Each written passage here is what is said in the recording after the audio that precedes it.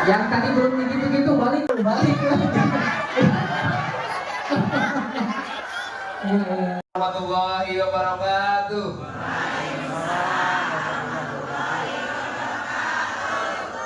Ada yang belum jawab, ada yang kurang semangat. Apa ada yang nggak bisa tidur nih?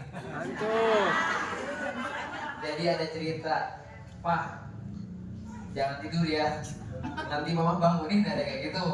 Siapa yang bilang gitu? Nah, jadi yang jalan-jalannya ibu-ibu, yang suruh jangan tidur bapak-bapak gitu. Kita bener ibu hebat. Mantap. Kayak dia. Assalamualaikum warahmatullahi wabarakatuh. Pak, yang ada di Bandung ini di Ciwidey, yaitu untuk bisa kita aplikasikan di desa kita tercinta nantinya. Dikarenakan kita akan melaksanakan koperasi desa, yaitu koperasi Merah Putih. Nah, itu sesuai dengan instruksi Bapak Presiden, kita harus melaksanakan kegiatan tersebut.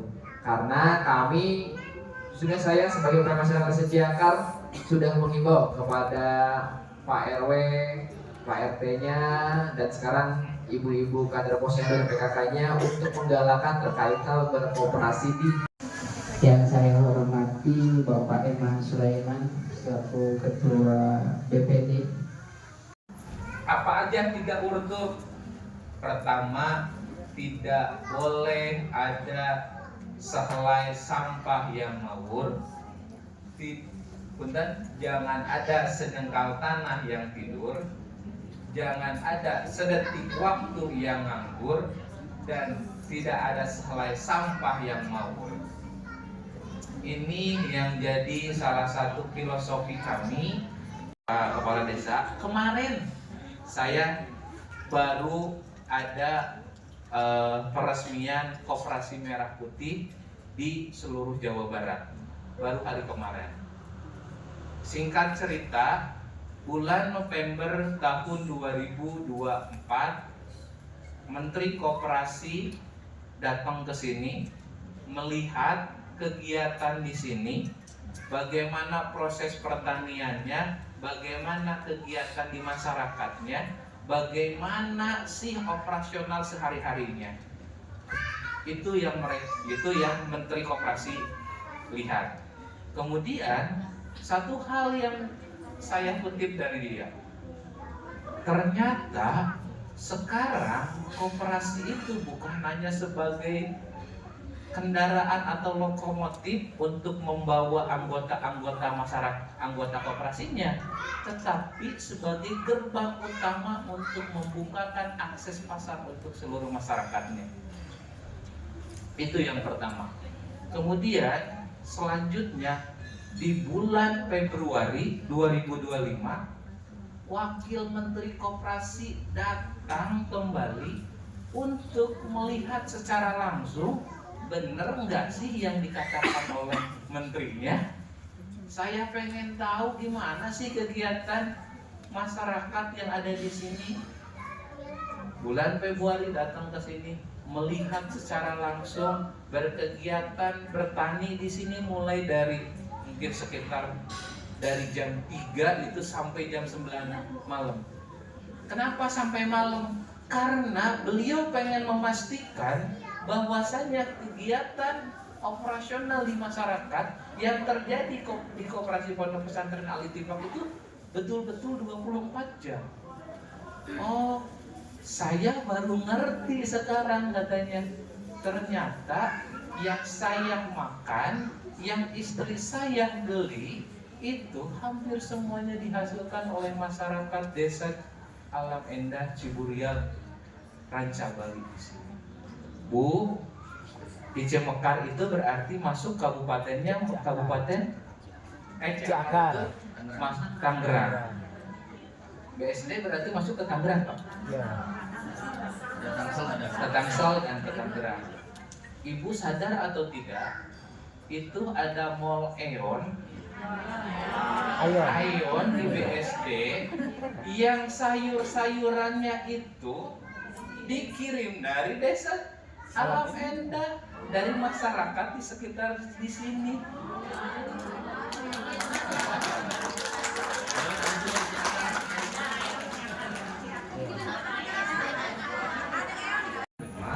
Tidak ada masa pensiunnya. Betul nggak Bu? Mulai dari nanam mau sampai nanti juga meninggal tidak ada masa pensiunnya. Kapanpun bisa nanam, kapanpun bisa panen. Yang ditanam hari ini mungkin akan dipanennya bisa 3 bulan lagi, bisa 2 bulan lagi. Tapi kalau di sini kan Ibu lihat, yang ditanam hari ini bisa nggak dipanen hari ini juga? Bisa nggak? Berarti kelilingnya tadi belum maksimal. Jadi setiap hari tanam, setiap hari Harusnya panen. yang ditanam hari ini bisa juga ditanam hari ini, dipanen hari ini. Bisa nggak? Kayak gimana? Hah? Pola tanam tadi saya jelasin deh. Gimana Bu? Ini hadiah dari Pak Kades sudah mulai nih. Bu. Hah? Tadi karena ada pola tanam yang ditanam di sana. Jadi dalam 100 meter persegi ini untuk minggu pertama, ini untuk minggu kedua, ini untuk minggu. Caranya bukan hanya peningkatan dari sisi pendapatannya saja, tapi ada aspek pengeluarannya yang kita turunkan. Caranya seperti apa? Minimal kebutuhan dapur-dapur untuk ibu-ibu bisa tersuplai dari apa yang ditanam oleh ibu-ibu. Cara gimana? Gimana caranya Pak? Kan kita mah di kota, kita mah tidak punya AC seperti di Alitipak yang tidak bisa dimatiin. Kita makan di tempat yang panas. Bu, pernah kita lakukan dan pernah kita pilotingkan di Jakarta. Bukan di tempat, bukan lagi di bukan lagi di pinggiran Jakarta, tapi langsung di di pusat kota Jakarta. Bukan pusat kota Jakarta Jalan Tamrin Bu, tapi itu ada rumah-rumah gubuk di sekitaran Jakarta yang kita coba tanam di sana. Bisa nggak Pak? Aduh, Masya Allah Bu. Kalau matahari datang itu bukan jam 7 atau jam 6, tapi matahari bisa tersoroti itu jam 10. Karena antara rumah dengan rumah tuh saling berdekatan. Di Tangerang mah jam 7 udah keluar kok mataharinya, jam 6 juga udah keluar mataharinya. Jadi tidak ada alasan untuk Tadi keliling di sini apa yang bisa diambil pengetahuannya yang bisa ditransfer ke saya karena saya nggak ikut keliling tadinya. Nah, ayo siapa? Ayo Bu. Ayo. Mana? Maju. Siap. Ambilnya juga kepada saya. Siap. Saya. ternyata masyarakat itu bisa digerakkan ekonominya asal dikasih 2 jalan. Pertama, diberitahu bagaimana caranya. Kedua, dikasih akses pasarnya, Pak. Masyarakat di sini, Ibu tahu jalan yang kecil ini, Bu? Itu dibangun oleh almarhum Pak Kiai Haji Fuad Apandi. Karena pada saat itu jangankan roda 4 masuk ke sini, roda 2 aja, sepeda aja untuk masuk ke sini tuh sulit karena tidak ada akses jalan. Apa yang waktu itu dilakukan oleh pimpinan kami? Dibukakan jalannya, dibuatkan jalannya, beli sepetak, 2 petak sehingga sampai jalannya sampai ke sini. Supaya apa? Untuk mempermudah akses jalannya. Itu yang pertama dilakukan. Untuk mempermudah apa? Untuk mempermudah kegiatan ekonominya.